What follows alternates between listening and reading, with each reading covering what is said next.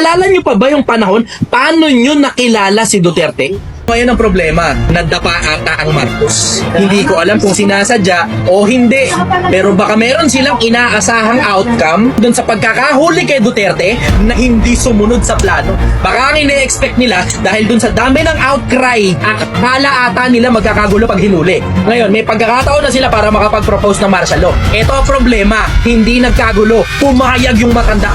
Takina mong talino. Naalala niyo pa ba yung panahon paano niyo nakilala si Duterte? Nakilala niyo. Pero paano nyo nakilala? Mababalikan nyo pa ba? Wala na rin nakakaalala kung paano nangyari. May mga lumabas minsang panahon ng mga documentary tungkol sa Davao. Kung gaano kalinis ang Davao, gaano kaganda ang Davao, gaano kayaman ang Davao. Yung influence na yun tungkol sa Davao naimbudo sa isang grupo, si Duterte.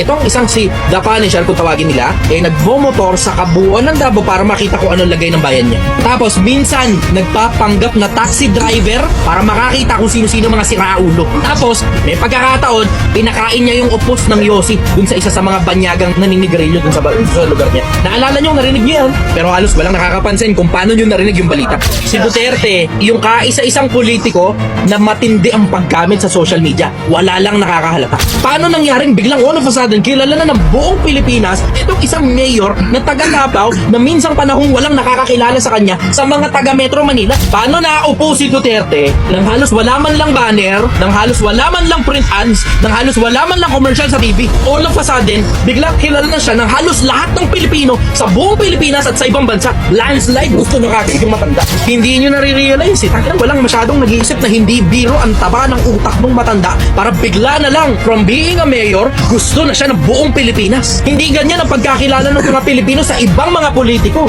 Isipin mo ha, landslide votes kay Duterte. Tapos kinuha mo yung matanda. Tapos pumayag siya.